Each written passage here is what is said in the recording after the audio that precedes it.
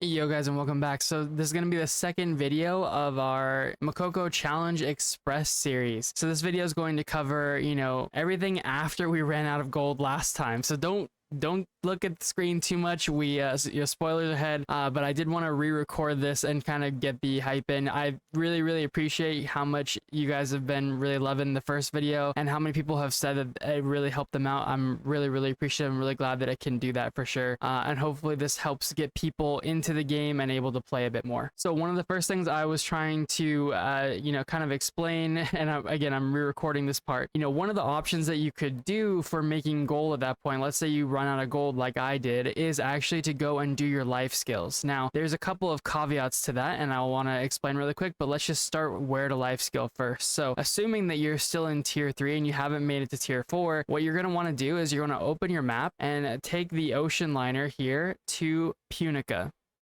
Okay, and now that we've landed in Punica, we were going to go over to this teleport right here. We'll teleport there. And just so you know too, this is just one example of what you could do with your life skill energy. I prefer to do logging personally, and I think that will set you up for better success in the long run once you get to tier 4. But anyway, once you get to here, there's literally a circle of trees, and what you'll see is it starts with this tree right here, and then it goes down into this circle here, and this is all like friendly NPC territory, and basically you can just run around this circle and do all your logging in a very chill, fairly relaxed environment, and there's usually not very many people here. So you don't have to worry about competition for the trees or anything like that. Occasionally you might find somebody, but then you can just chop trees together, hopefully. So then when it comes to actually selling those, because you are doing this to get gold, right? We do need to go to the market. If you don't have the pet aura, you can go back to town and find the marketplace vendor. But at this point, we open up the market and then we go into the storage, and then we go to stronghold and Tskill stuff. Scroll down into whatever life skill it is that you did to sell. In this case, let's do timber, for example. And for new players especially, you're not going to have very much unbound gold. So you won't have even this much. You might have like single digit gold. So what you might have to do is literally sell far below the market price and then slowly be able to raise up how much you're able to sell, because there is a deposit when you put something into the auction house. So for example, if I want to place something in the auction house, one stack at 111 gold, which is the current lowest price, it's still going to cost me 6 gold. So if you don't have that much gold, you do need to drop the price. Keep that in mind. And you can do this for more than just life skill mats. You can do this for, honing materials if you do your chaos dungeons, or if you do your guardian raids, then you can do it with your leap stones, etc. So again, just keep that in mind. Another thing that you can do to help yourself get gold is by checking the alerts and stuff over here. You can actually see that there is opportunities to get gold in things like the chaos gates and stuff like that, but sometimes there will be islands on here that will give you gold too. Now I don't know if we have any of those today. Another place you can check too is if you go over here to the Procyon Compass, you can generally see what's available today, and you'll see that right now there's no gold. So again, maybe check back here while you're playing and see if there's a gold opportunity from some of these islands as well. All right, guys, so we do have gold now. We have 24k. We go back into the mines and hopefully we get what we need to. We need 17 across the board. So we did run out of blue stones and also leap stones, but the market is already starting to stabilize. And something I forgot to mention, and I actually didn't realize at the time, was these stacks have gone up to stacks of 100 instead of stacks of 10. So make sure you keep that in mind as well when you're buying more materials. Okay, so we did get there in the end. Unfortunately, I did end up hitting like 4 more times, so it was pretty unfortunate, pretty unlucky, it felt like. But so it is. And so we move on. So now we are 1610 and we can go and do the next solo challenge. So this is where we're going to start getting our Transcendence all to level 5, which is fantastic. Transcendence is not a very fun system, and so getting level 5 on everything will be a huge benefit. We're also going to be getting another box to help us with honing materials and costs and stuff, so that's perfect. Again, I'm going to go ahead and do this now, and then I'll put it at the end of the video, just like last time. Okay, so we have finished our run at this point. All right, so we can go ahead and claim this. Nice. So this will add level 5 to all of our armor for Transcendence. So let's go ahead and check on that just so I can show you guys what that actually means. So if you look at your armor here, you'll see that this here has this Transcendence level 5, 15 flowers, and then we start getting all those different effects. And each piece of gear has different effects. In particular, the pants have a huge value, especially in certain fights like Thaemine, which may be relevant later because I imagine that's one of the, so it's the next solo challenge we have to do. Perfect. But it does increase your damage significantly, along with the chest also gives you a lot of damage.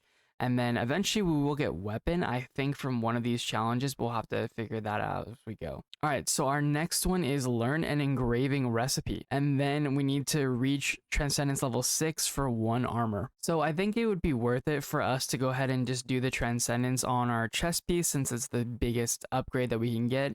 And then this is how we're gonna do a recipe, even though we do have more books.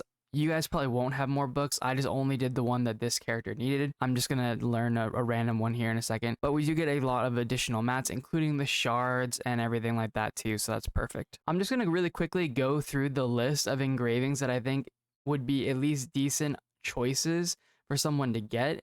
It'll be up to you. Feel free to skip this part of the video. It won't be very long.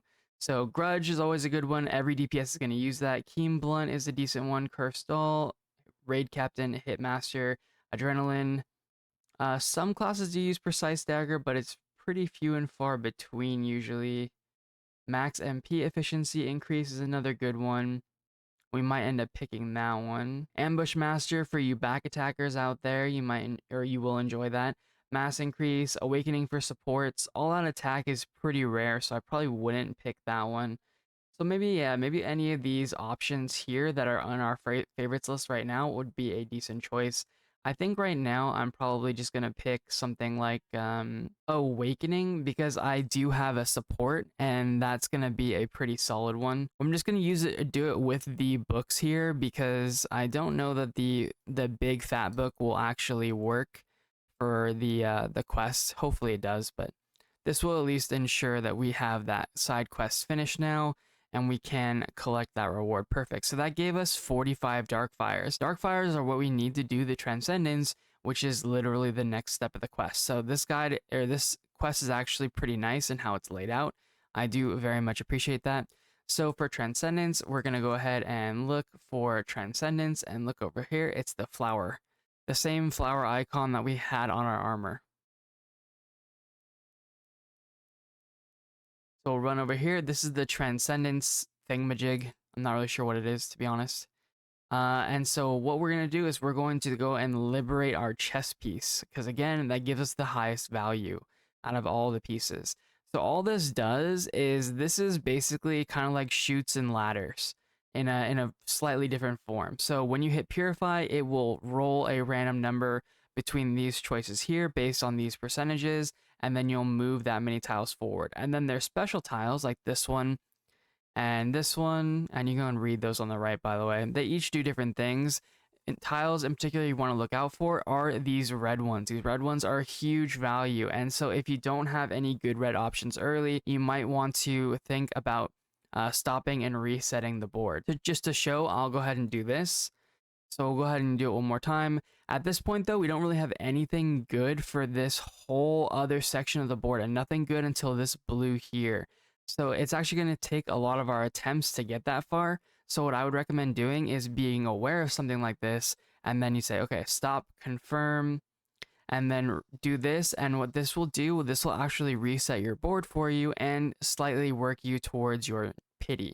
So here we see we got a red really early. So that's actually going to be really, really good for us. This is a pretty good board to get. The more help that you can get early, the more you can really solidify whether or not you need to reset, you know, as you get closer to the end and stuff too. So we'll go ahead and hit it. 3. Okay, hopefully we hit a 1. All right, we hit a 2. Or we hit a 3, but it did give us extra procs here. So there are a few more tiles that we could hit here. We'll see. All right, so we have 3 turns, and we have to get 1, 2, 3, 4, 5, 6, 7, 8, 9, 10. So we can do it. This one would help, but we'll have to see. Yeah, not very good odds. I'm going to go ahead and just stop and reset. Ugh, this is kind of an ugly board. You know, sometimes you literally can get it, by the way, where you just hit the highest roll and you just like sail all the way to the end. So it's not impossible. You can try it. I'm not really liking the, yeah, I'm resetting. 2 ones in a row is 2 wasted turns. So, and we do need to complete this within this allotted amount in order to get 3 flowers, which is the goal. You need all the flowers except for 1 on a piece of gear. So you can decide if that's level 6 or level 5 or whatever. Usually I try and get level 6 and below all 3 flowers, and then, you know, at the end, if we only get 2 flowers, it's not a big deal. So we're gonna go ahead and keep rolling. All right, we're in a bit of shambles, but I'm kind of like banking on this red to save us. All right, it's not gonna save us. It wasn't gonna save us earlier than that. I should have quit earlier, but, and as you do build up your pity, these percentages do start to change, and it will start to favor higher rolls for you, which can be good and kind of annoying at times too. So not gonna be able to get that anymore. And ideally you learn kind of how to call it quits earlier. See, I get debated by stuff like this all the time. Like, if I can just make it to the red, if I can just get there. Okay, nice. So the white increases all the tiles by 1. So it does make it easier for us to get there. See, we hit that 4 and we went like all the way over here across the board. But it's still 1, 2, 3, 4, 5. Yeah, we can't do it with our current amount. All right, so this says say Elowen's Grace level 1. That means we do have pity now. And we will see now instead of 10%, the 4 tile is 15%. And we have a red tile here early. This looks like it could be a really good board for us. And of course, we went right over the red tile. It's not entirely end of the game, or end of the world though, because, you know, obviously we're still rolling high. All right, if we could get 3 here and then just get like a big one, we'll be done. Okay, we got the 3. So that is 3 times. So we can get 15 potentially if we need to. Okay, nice. We got to the end. Perfect. And what that does, it gives us the 3 flowers and then also more stats and stuff too, which is nice. So that button didn't actually unlock anything. If we go and look at our gear now, you'll see that we still don't have enough for the 20. We currently have 18, and that's why you can be missing 1 flower. Is you need the 5, 10, 15, and then 20 flowers on each individual piece of gear to unlock these stats. So go ahead and claim this, and we'll claim this gold as well. Now, what you could do here is you could try progressing to 1620. Another thing you could do is you could try and work on your Transcendence. Now, to be honest, it would be a decent DPS value to jump and get these final 2 flowers, and it shouldn't be too expensive. However, I'm going to prioritize instead that we do the honing, because as you've seen previously, honing has not been very easy and it has been using most of our gold. So using any additional gold to try and, you know, do Transcendence right now does seem a bit of a waste, and we do need to hit 2 taps on all these different pieces of gear. So I'm gonna go ahead and do that, and hopefully I'll be back in a second with good news. So if you are like me and you had trouble honing, maybe check out these prices on the Metallurgy Decay weapon books. The icon here is really, really important. You can also look at the targets. So Eye of Decay craft weapon, that is what we're looking to target, because we're in that 16 to 19 range for this type of weapon. So try and be careful, but we are going to buy several of these books because we can use them. And I did run out because my luck has been not good. Okay, so we did end up getting to 1620 finally. I will let you guys know though, it used a lot of resources, and I did all my raids on my main, and I'm down to 10,000 gold. So that's a normal A gear, a hard Echidna, and a Behemoth. So, you know, I'll probably put the math on the screen for you guys, but it's a lot of gold. And we also ran out of leaps, we ran out of blues, we ran out of reds, we ran out of all the stones. Luckily, I, as a returning player to this account, had some stuff stashed away, because I'm just a hoarder like that. But it definitely is going to take probably several weeks for somebody to do this on an account that has less access to stuff. You don't need a ton of, you know, extra gold and stuff like that if you can farm those mats, or you can get them from the event shops or whatever, but you definitely will need a lot of these materials and stuff like that. So you do want to be doing your stuff every single day. Okay, so now that we are 1620, we do get access to Thaemine, which is going to give us our Kenuart Fortress gear. So what that means is that's going to give us our tier 4 gear that we're then going to gear transfer into, and we'll get from 1620 immediately to 1640, which will actually allow us to do this Echidna solo challenge. From there, though, we probably aren't going to have the gold to get to 1660, so we'll go ahead and start here and we'll see where we get to. As always, this will be the Thaemine solo challenge now, but again, it will be at the end of the video, and I'll see you guys in a second. All right, so now that we have finished Thaemine, we have access to the rewards. So we go ahead and collect this, and it's going to give us more materials, looks like, for advanced honing scrolls, and then also those tier 4 chests. So there we go, and then wants us to do a quality upgrade and then try advanced honing. And then we'll get another 20,000 gold brick. So we'll go ahead and open this. Same stuff as before. And nice that we get the clear metals. These clear metals are actually going to be useful for us as somebody who can buy a lot of stuff from the shop still. And then this is going to be our tier 4 gear. So when we transfer this, we will get plus 20 item level. Okay, so something important to note about this is before you do the advanced honing, you do have to do the quality tap. That will give you these eyes. And that's what you have to use to unlock the advanced honing. So let's just go ahead and do a quality tap or two on our weapon. For quality, again, we're just going to go to the map and then type quality upgrade, and you'll see it was just right down here below us. So we'll just run down here, quality upgrade %. All right, hopefully we can hit big. All right, we didn't hit big. Maybe we can hit big.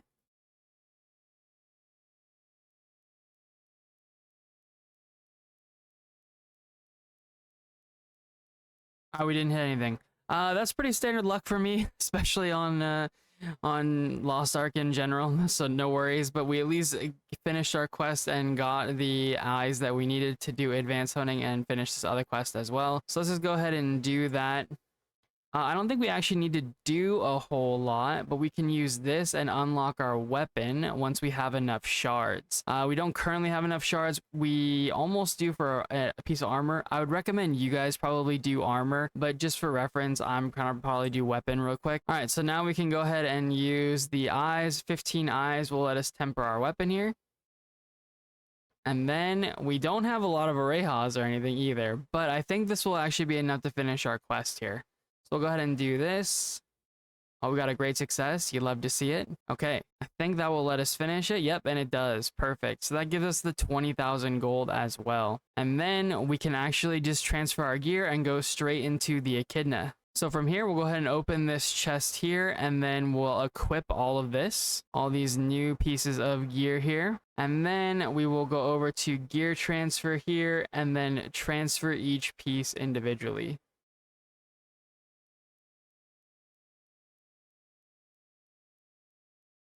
And this is at the gear honing person as well, by the way. It does transfer our quality too, so our quality tap is preserved, which is nice. We didn't actually get any quality taps, but if you did get any, it would be preserved. Best of luck to you guys. Hopefully you guys all hit hundreds on your weapon first tap.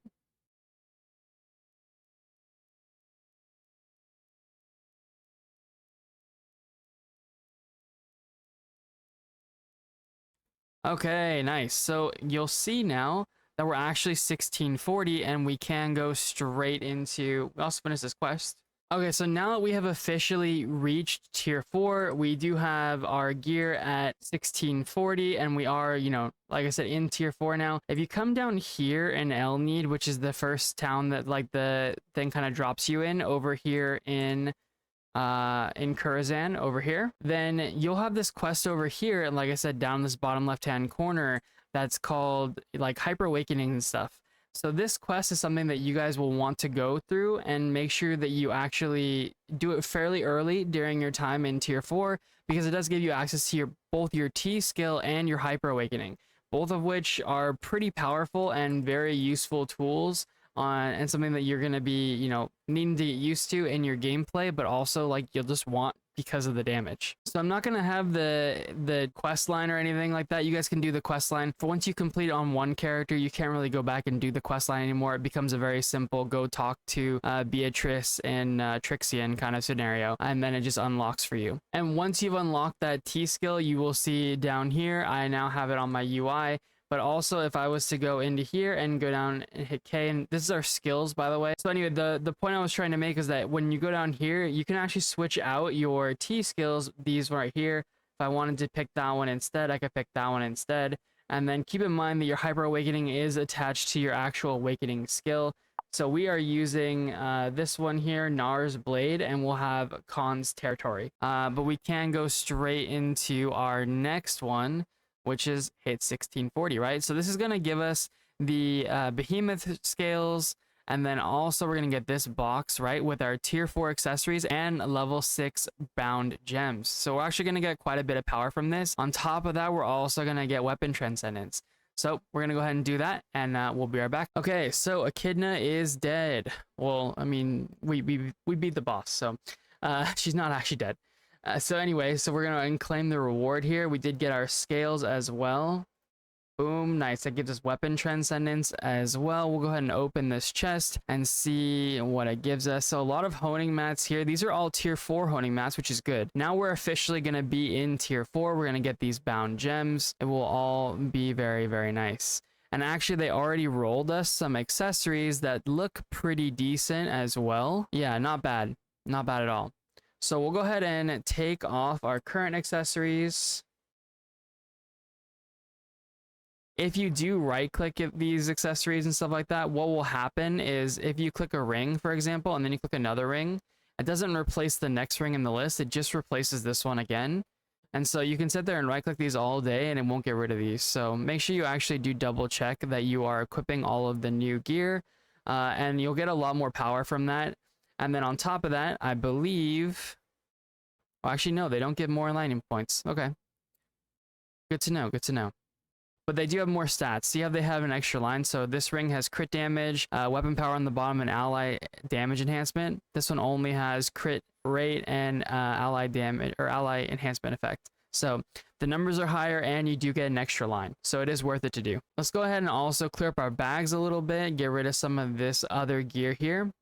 And then we need to figure out how to use these. So the way that gems work in this game, or these new gems work, is very particular. So these ones are all done via like rolling the gems individually, right?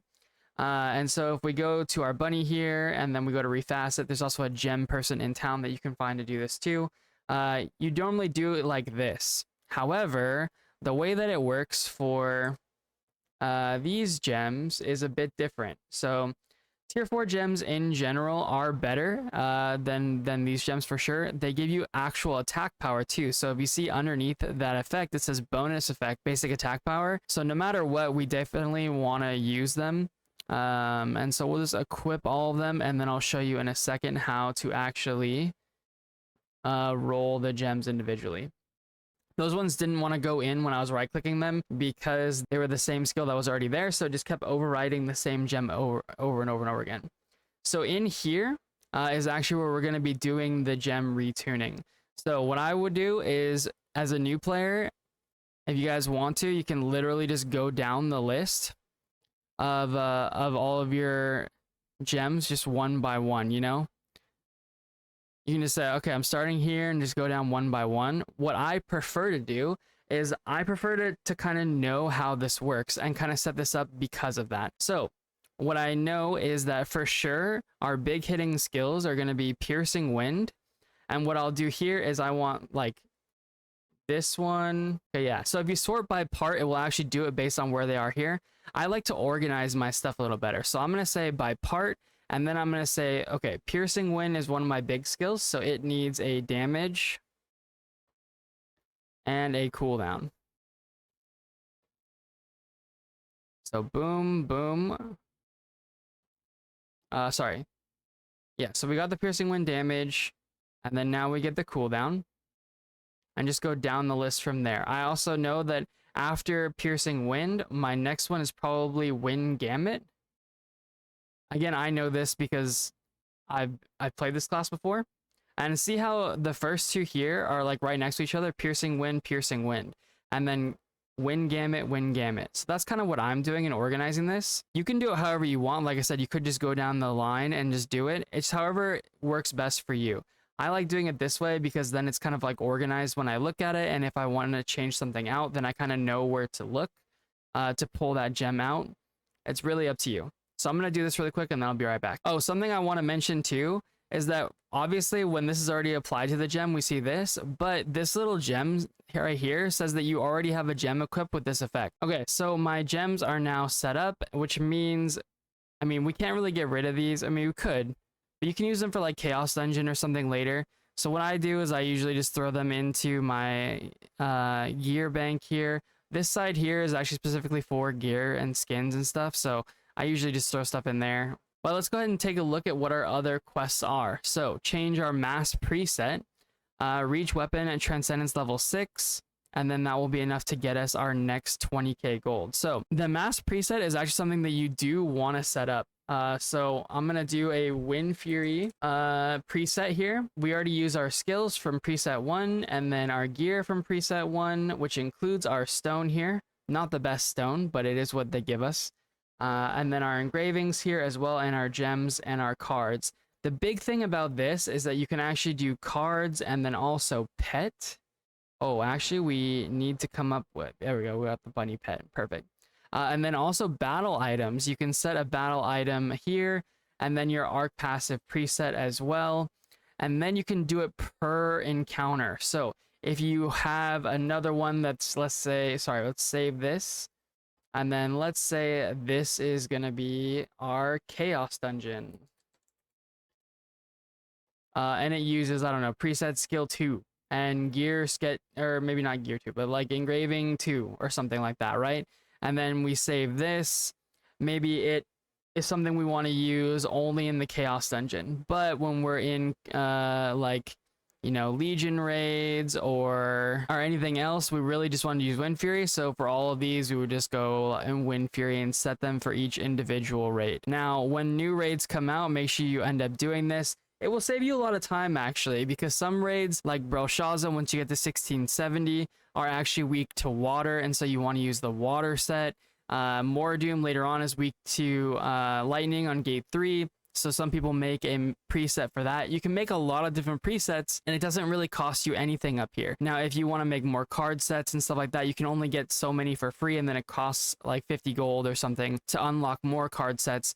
You can do that later on, but it's not necessary to do right now. This should be enough for what we want to do. We'll just keep going with our Wind Fury preset, and we'll be able to claim this reward here. Now we need to go back and we need to do Transcendence again. So we go back to the same location for Transcendence, and then we start doing our weapon Transcendence.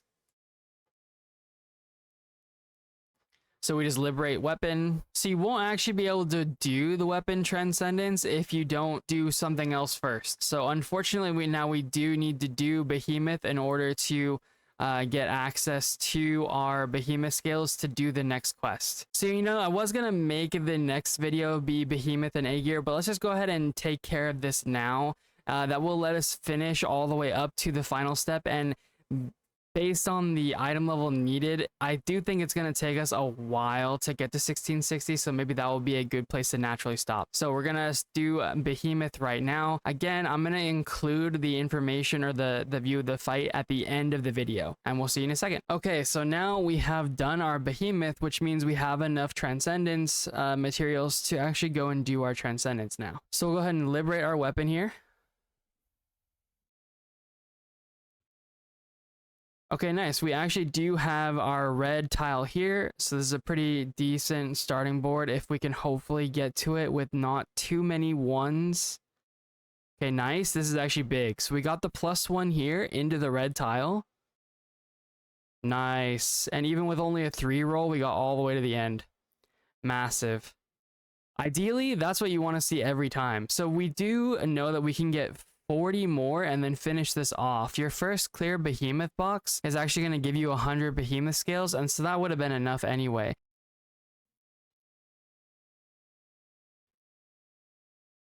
Now, if we can get this in not too many, again, we have this really nice red tile right there. Okay, so now it's over already. I'm not going to spend too much gold on this, but it would be a pretty nice power increase if we could get it to work. This one's kind of a bad board, so I'm just going to reset immediately. Okay, we roll a 1. Of course we didn't roll a 1. We're kind of doing okay just on like rolls though. And we should get it, I think. Yeah, for sure. Nice. So that's actually a pretty big power bonus for not that much gold we just spent. Because we had those reset tickets, it made those resets really cheap. And then now we have full Transcendence on our weapon, which is nice. And the weapon Transcendence is actually a pretty significant bump in power as well. So all that attack power and then also brand power if you're a support. So we should be able to go back here and then finish both of these quests. And then our next step is to get to 1660. Oh, also, I did find out the bug with the XP pots. So the problem was actually that I had a little bit of XP, and so I couldn't use all those XP pots. So just click them one by one, and eventually you might be able to see if I am now level 70. And because of that, I get a lot more skill points. So because we're level 70, well, you do have access to a lot more skill points. So you guys can use, you know, any of your big skills, any of your really strong damage skills, make sure you level them all the way up to 14. Like for example, Piercing Wind would be a good one for us to level up to 14. Now I've purposely been trying to keep myself a little underpowered so that way it'd be representative for you guys. But I think at this point, I'm gonna go ahead and invest the rest of my skill points. You guys probably won't have all of these skill points, but you might have some of them. And then there's also, especially if you're new, there's a horizontal express pass. Make sure you do that because that will help you get those as well. I don't have a video on that, but I might make one in the future if that would be beneficial. And let me know if that would be beneficial for you guys. Oh, and I forgot to mention too that upon hitting 1640, you will get access to this other event here. So in the event quest section right here,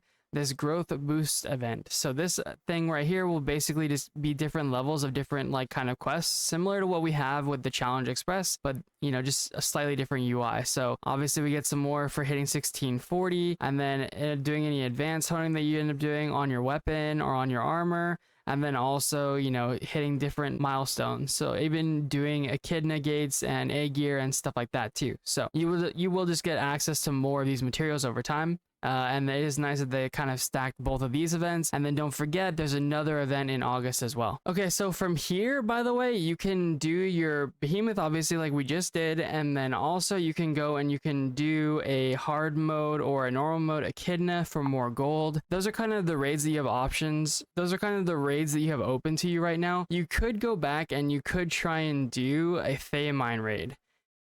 I don't know that I would actually recommend that for most players. I don't think you're going to find very many people trying to do Thaemine. You can maybe try doing the solo mode. Those other ones are ones specifically I was mentioning that you could do group play because then you can get access to unbound gold. When you do solo mode, a lot of the gold that you get is going to be bound to that roster. Anyway, so now we are, you know, we're 1440. We do have some gold. We could try and push to 1660. I think it would make sense for us to go ahead and try that and see how far we get. I think the materials given by the event are going to be not particularly great. But I think we also don't need a... Oh, wait, that's just... Yeah, I didn't realize so much gold per tap. That's kind of crazy. Let's just tap our weapon and see how far we get here. Okay, you know, not off to a great start. It's like 30%. Let me tap for a little bit and then I'll come back to you guys. Actually, it's guaranteed now, so... We don't actually have that many books. I don't really want to waste them all this early. Okay, we're out of redstones anyway. So yeah, I think this is going to be where we kind of leave it off for right now. It is going to take probably most of my gold to maybe get another 5 item level here. We'll have to wait and see. I do like focusing on the weapon first because I do feel like the armors kind of easily come afterwards. This should, you know, this does cover everything up until A gear, so hopefully that's been beneficial for you guys. If you guys have enjoyed the video, you know, leave a like down below. If you guys have any questions, like I said before, you're always welcome to comment down below, and I'm always down to try and answer them or help in any way that I can. If you guys feel like there's something that it would be beneficial to have as another video or something, also let me know. I'm more than happy to help out whenever, like I said, wherever I can. If you guys could take the time to subscribe down below, I would greatly appreciate it. It would help grow the channel, and I am really trying to do that. So, and I'll catch you guys in the next one. Have a good one. Peace out, guys. Good luck. on all of your hones, and may you be luckier than me. Okay, so we are going to start doing our Ivory Tower run. So hopeful that they just make you do one gate again. Ivory Tower was another one where, in particular, the first gate and the second gate are both not very fun. But hopefully we'll have to, we'll have to wait and see. It does seem nice, perfect. So they're just giving us just the last one again. So again, there's no sidereal. So we're gonna probably just end up going with Yaw's Optimus. Again, if you're a back attacker, always pick the back attacker one. Other than that, you can kind of just pick whatever you like. But yeah, we're just gonna go with Yaw's Optimus to be extra safe. This boss in particular has a lot of things that you need to dodge. So, make sure you follow along. You're gonna need these items here: Destruction Bomb and Whirlwind Grenades. Because there are going to be specific things that you need to use the destruction bomb on to destroy, and then we do have a couple of stagger checks that we will also need to pass. So let's go ahead and start it.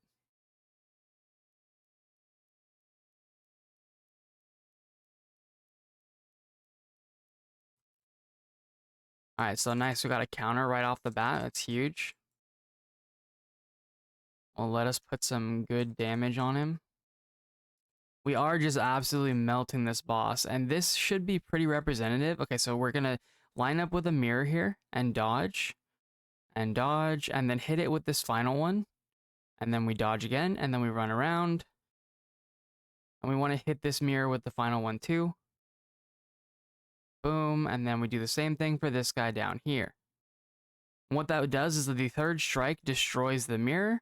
So then we can do our mech here. We do our stagger mech. It doesn't look like we need that. We can go ahead and just throw this here. Nice. So by throwing the whirlwind grenade there, we were able to break that pattern and keep that side of the platform up. It does mean that we are safe from getting knocked off down here at this point. So we can kind of play a little aggressive. Any of the other sides that are broken right now are places where we can get knocked off. So keep that in mind too. We're just going to dodge him. Again, just kind of sticking to our safety corner here.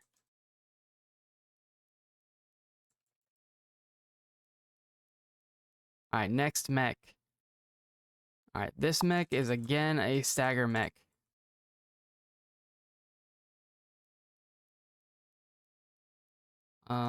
Does look like maybe this is slightly changed from what it normally is. So we're just gonna keep going as it is. Yeah, I'm not really sure what we're supposed to be doing here. All right, we gotta make sure we dodge this, don't get knocked out. Again, try and play your safety corner if you need to.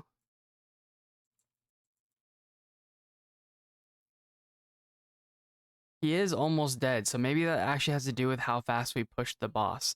But again, this should be pretty representative of the power that you guys have as well. I don't have any extra investment, including cards or anything, that you guys shouldn't have at this point.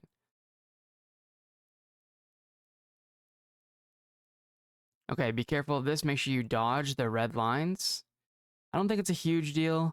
I don't think he'll knock you out here if you do get caught, but just be careful. And then we do have a counter chance on the one that has an HP bar that's damaged. So if you look right here, you can see we can still see his HP bar there. There we go. All right, perfect. So that fight may end up being a little bit different for you depending on how strong you are in your damage. I'm pretty used to playing an Aeromancer, but in general, they're not considered the strongest class in the game. So hopefully, yeah, this will be representative of what you guys will do. Okay, so we are going to do the Thaemine solo challenge. So it may be possible. We may see a nice benefit of having our Transcendence here, and I'll try and call it out if we get that mechanic. I'm not sure how this is gonna go. The last several bosses have been very, very quick. We haven't really had to deal with too many mechanics. So in this one, we do have access to sidereals. And I think in this case, I am gonna take the additional sidereal meter just to maybe do a little more damage. Again, the Yaw's Optimus and the back attack ones are always great options too. We'll see how it goes. I may not even end up using the sidereal meter, but I might just do it just for reference. Oh yeah, we can mount up now. Let's go. I actually really like that change. It's kind of a fun little change. It is cool. Again, they don't make you do gate 1 or 2 for Thaemine. I really like that. Most people don't like gate 1 or 2 for Thaemine, and gate 3 Thaemine I think is one of the best fights in the entire game. So, perfect. We'll go ahead and run over here and start it.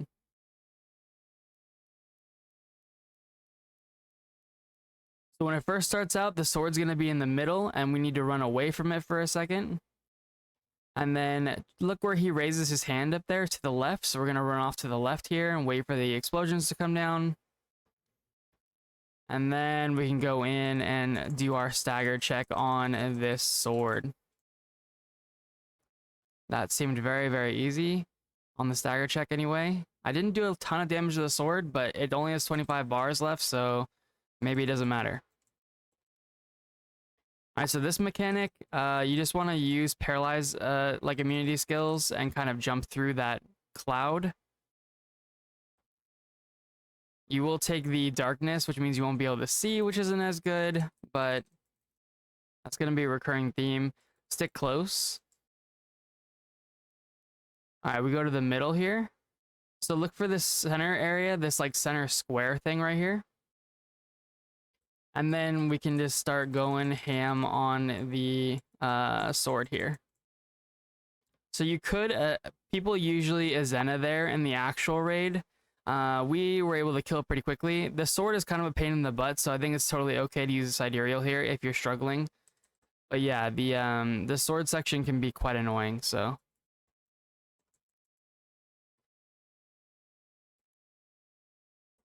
All right, we're just gonna nuke him down. Honestly, we're kind of going so fast. I'm gonna do it without sidereal, so that way it's just like really representative of what you guys are gonna see. We run away from these balls. You can also time stop them.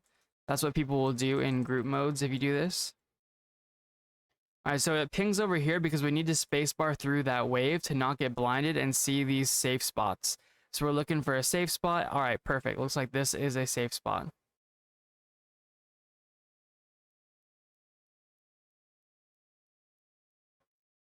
We do the little animation. I don't know if it's going to have us do the just guard or how that works in this, but I guess we shall find out.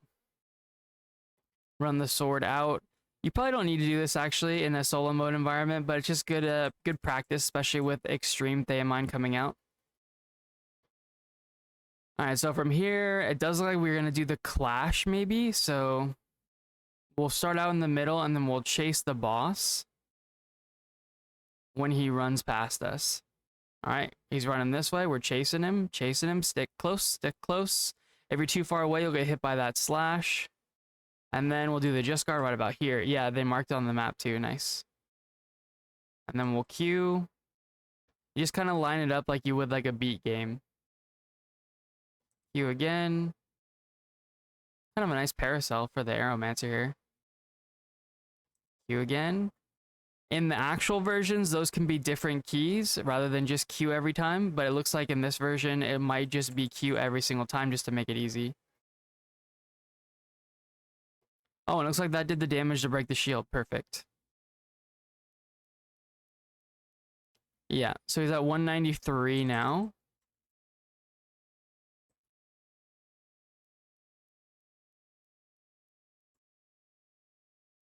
Ooh, be careful, be careful. Actually, I say be careful, but it didn't really hurt that bad. That will totally kill you in an actual raid, though. So make sure you do actually be careful and don't just greed like that. It does seem like they very much tried. You just run away from this. Ideally, you run out the further direction from him. All right, this is going to be alternating. After we kill the sword, he's actually enhanced there. That's the reason why it was alternating patterns. And again, I'm doing this without sidereal, so you guys should be able to do this quite a bit faster. So you could do that one because I already did the just guard. Oh wait. Actually the thing showed up again. I don't know if it will let me do it more than once. Either way, we're past 90 now, so we're gonna go to the basement.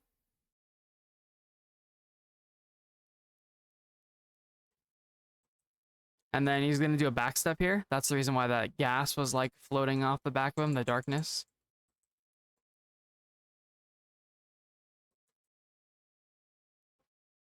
Again, hopefully you guys can see I'm not really in any danger from any of these patterns. And even, you know, that thing that I tanked that, like I said, it would kill you in normal mode or even hard mode for sure. All right, so we do the typing test here. You get a lot of time, as you see. In hard mode, this part inverts your controls, just FYI.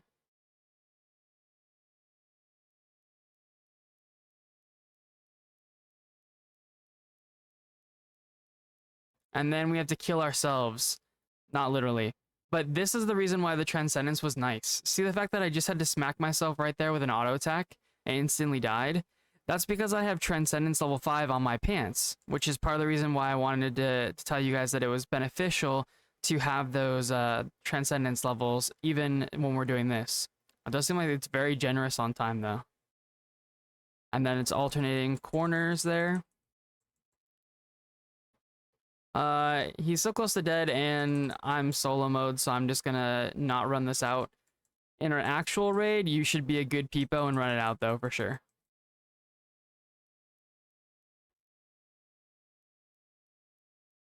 Usually people run this to the left and they do this just guard. The just guard on that one is behind him, so that one can be a little awkward to do. That would have been like the donut, I think, but we just killed him anyway because he was so low. So overall, pretty easy, not too bad. If you guys are doing any of these, by the way, and you have any questions or anything, feel free to drop a question in the comment or whatever. I'm more than happy to try and explain, even over the message system. Or if there's something that you think would be beneficial, I can always run back through on and do these solo modes or whatever on a different character or something like that too. So let me know. All right, so we are doing the Echidna run. So for this one, you do get access to sidereals.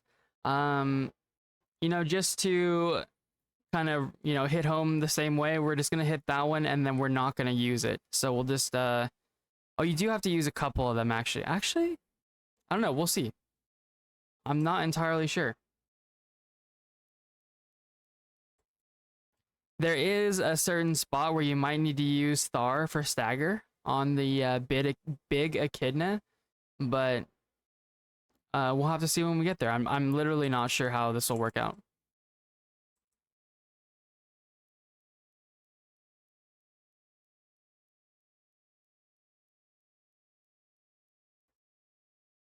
Dude, I really kind of like that new actually it's probably not new, whatever that Hyper Awakening or regular awakening is.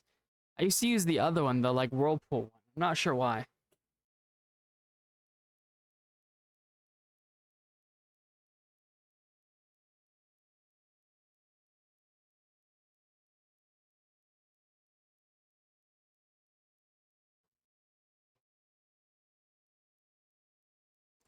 So we're just kind of killing mobs as we work our way up to the boss.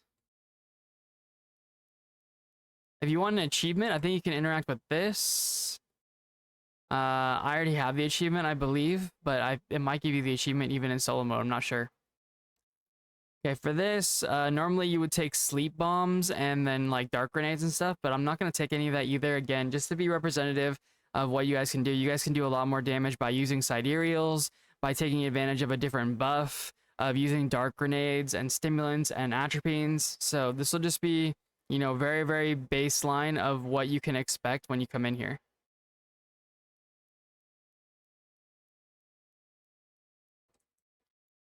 So she normally actually will point that at us. I'm really glad that she didn't just like throw it at us right from the start.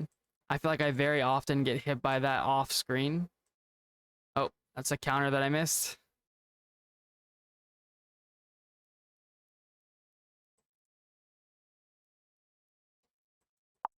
Go back out, or you're supposed to back out. You can maybe spacebar that and get the timing, but I did not. So the way this boss works is, see the flower above my head? If you get 3 of those, you get charmed. Now, I don't know what happens if you get 3 of those and you're solo.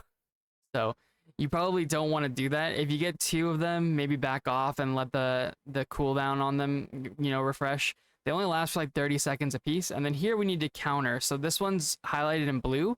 So we're gonna go ahead and just counter it. And we do it again, except for I missed. Okay, we'll just see what happens when you miss. If you just run to the end, it looks like you'll be completely fine. You might have to use a pot or something, but yeah, this is very livable. As you can see, we didn't really even take that much damage. The boss is somewhere down here. So I got the seed, so this just drops one of these puddles on the ground wherever you are. She does target you with that ability apparently too. When you drop that seed, you want to try and not make a flower. And by that, I mean you want to not enclose any of the ones that already have the puddle. Because if you enclose it, it will then spawn a flower. This is just something you run away. Make sure you don't get hit by those lasers.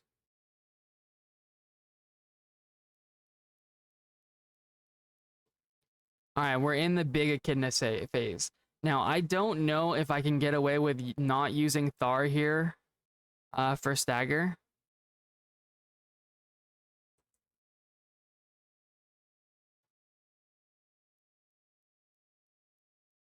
Okay, there's only 2 lasers. Normally there's 3. All right, we get ready to counter. We counter when she turns blue. All right, what if we just go ham? Can we just push her?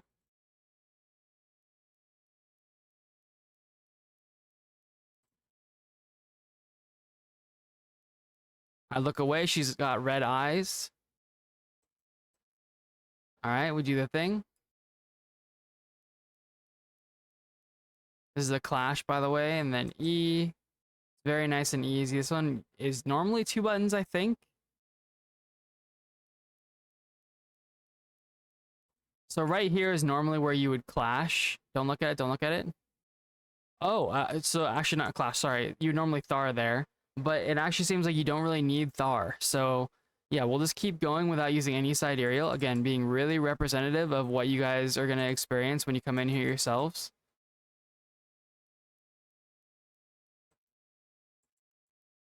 And again, I'm not the most competent Aeromancer either. So this is going to be another one. You'd use Thar here and not take this clash yourself in the actual environment. But I don't know if you would do that in solo mode, to be honest.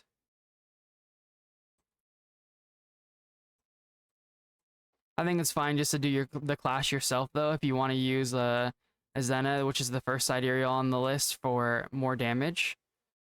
She does do a lot of damage, I'm pretty sure, even in this mode, so... And also in hard mode, I think in normal mode too, there's 2 snakes, but I don't 100% recall. Oh, we do it again? We do it again. And again, you can use Thar here and then just like DPS the snake from the other side. You do have to get used to where to use Thar though, because you kind of need to use them like right on top of the circle. And the timing is, it's not super hard or anything. It just is, it is specific, you know?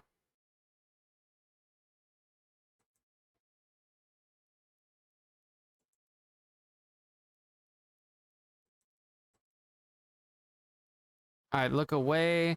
Oh, we were supposed to. I didn't. Ah! Okay, that was not very nice.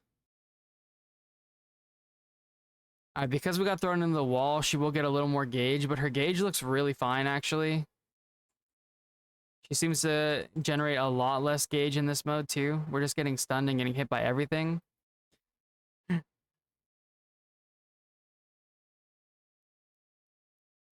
Wait, we get to do this again?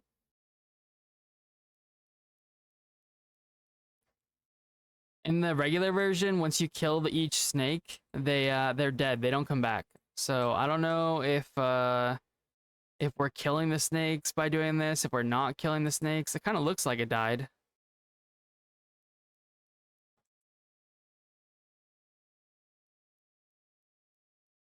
Again, that pattern you go away from and then you come back in.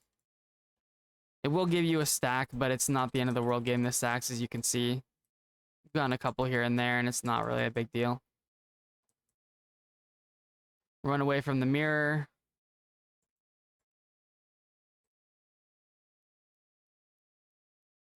And then we just kill the boss.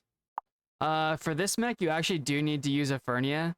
When she does this and you get the voice line and stuff like that, it means the snakes are coming. And if you don't do that, then they'll come through and like bust through the ground. I don't know if there's any way to do that without it. You can do it with a flame grenade too, but I didn't bring one. And I think it would have wiped us if I hadn't used that. So I know technically I said I wasn't going to use a sidereal, but hopefully, you know, hopefully that counts. All right, so luckily we are a Mokoko, and so we did find somebody to take us rather quickly. This group is doing a bunch of like 1690s, taking a bunch of Mokokos, helping a bunch of people out, which is really cool to see. We love to see it. Much appreciated people, for sure. There's always that one guy, right? Everyone looks good in the family photo except for that one guy.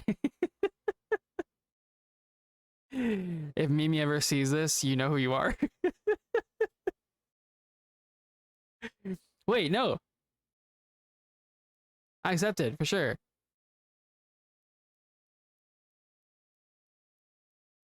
There we go.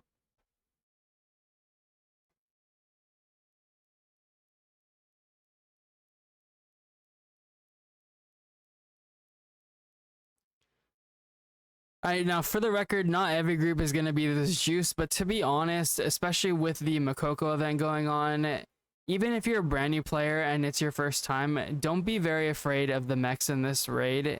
They're pretty simple. You have an extra revive, and then on top of that, they also, like, the team has extra revives too. So, you know, don't stress too much. Nobody's gonna be, you know, angry at a Mokoko for dying to the mechs. There are a few that can kill you for sure, if you're not aware of what they are, and there's no guarantee that you'll see them even if you're in a slower run. So I don't really have a way to do it. I would definitely go check out Memorizer's Guide before you maybe do this. Don't worry about it too much, but I think it's always good to be prepared as best you can, you know?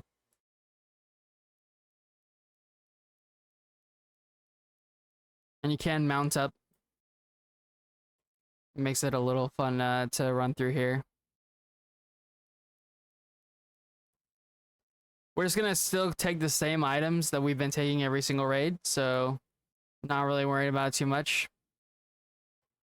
You know, in a realistic scenario, you would take something like dark bombs, you know, stimulant, atropine, those kind of items.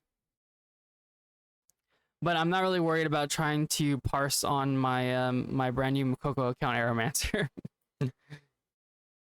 But we will be giving our friends, you know, the crit synergy, which will be nice. So, and I am really excited to be able to play an Aeromancer. I've always really enjoyed this class. So, by the way, what's happening is they're breaking the boss really, really fast. So see this meter? He's getting broken again really quickly. And now we break the head. After you break the head, you do get to do a ton of extra damage, just like 200% damage. So people will just like bust. They'll just go like right now. They'll just go like hard atropine. Yeah, I see people in the chat are using it. I mean, you guys can't see, but people were definitely using atropine. So you have somebody doing like 530 million DPS. You know, it's a pretty juiced lobby for sure. But this is gonna be pretty common. You know, even yesterday when we finished some of our raids last night, we were like, okay, time to go bust some Mokokos through Behemoth. It's really easy tokens for both you as a Mokoko and then also non-Mokokos as regular players too. Everyone wants those tokens. You just get a bunch of free stuff, you know, gold, mats, etc. Watch out for these lines. They can hurt and they'll stun you a little bit.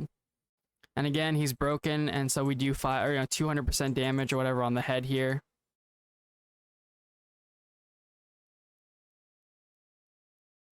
And yep, that's the first gate. It, like, honestly, even if your DPS isn't that juiced, it will be slower, but it will be very similar. Most of the mechanics for gate 1 in particular, everyone just ends up skipping anyway. So there's mechanics where all the different groups go off to these different platforms. Nobody's done that in a really long time, even when you're bussing Mokokos and stuff. So don't worry about it. Just do the bosses stuff, and yeah, should be pretty easy. I don't know if it'll be worth it to buy the extra chests here or not for this raid, but it is kind of exciting that you get to this level. Once you get into tier 4, you can actually start making your own gold. And like I said, with the Mokoko event, like a lot of people are going to be interested in bringing you. So, you know, definitely take advantage of that, especially if you're a new player.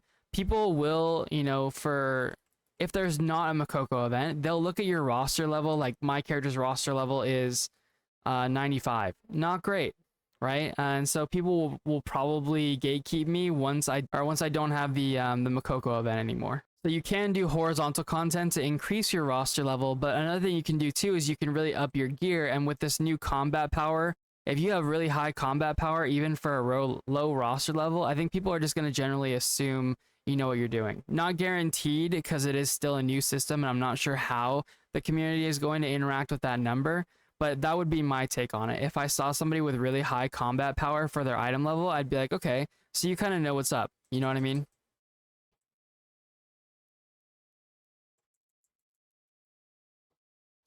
So they're just breaking the head, doing all the crazy stuff. And sometimes you might genuinely have lobbies that are more juiced than this. I've seen a couple of lobbies that had like multiple 1700s that were doing, you know, more damage than these guys are doing. So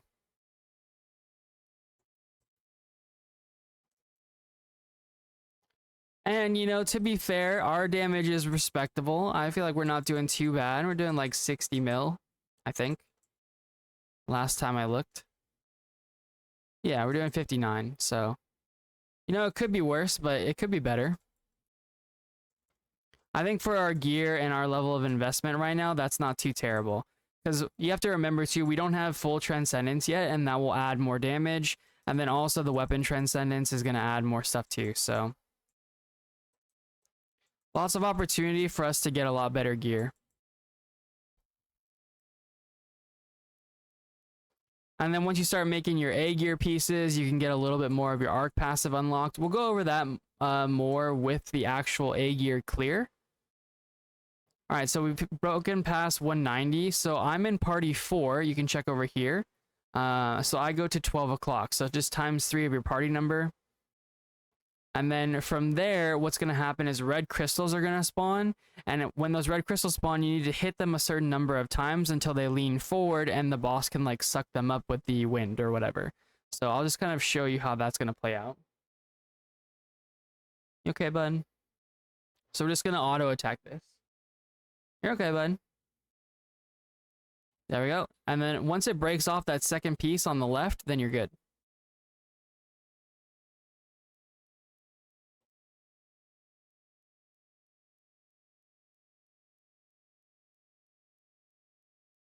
All right, we're good on that one. Everyone seems like they kind of know what they're doing. Not seeing anyone break any, which is nice. If people don't know what they're doing, they'll break the crystals and then it won't do the stagger damage, which is what we need here. I'm not entirely sure we're gonna get that stagger off though. Maybe people are breaking them elsewhere. But no, we did get it. Nice. If you don't get it, what happens is that the boss does a big AoE and then you have to hide behind the big red crystal that forms. If you don't, then you'll die. But keep in mind, we do have still 8 reses. This might actually be a deathless clear. Nice. I do not think I have deathless yet, so we'll take it. I haven't actually unlocked my Hyper Awakening either, but that will definitely be something that you want to do. It's normally a quest line. I'll show you after this where it appears, but this is actually a good opportunity for me to bring that up.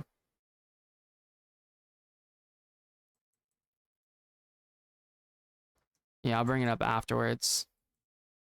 All right, it does look like everyone's gonna live, so we're gonna get a deathless clear. Nice. Easy deathless clear. But see, we didn't really encounter hardly any mechanics. And that's pretty representative of what you're gonna see even in your other groups. Like we do have people that are juiced doing good damage, but they took me only because I'm a Mokoko. So that's an advantage that both new or like returning and new players have. So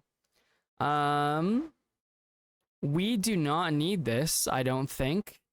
And we could buy this chest if we wanted to, but I think we're gonna go ahead and hold off for now, and we'll see how our honing goes. You could buy the, I mean, if no one's gonna buy the chest, you might as well just bid 50 gold and get 20 more. Doesn't really hurt you. You can, you know, get more dark fires with it or something. But this is a pretty good raid, and part of the reason why in my other videos I say that like getting people to 1640 should be the like bare minimum. Having raids like this that they can just jump on and like do and just be like super chill about, that's the way for sure.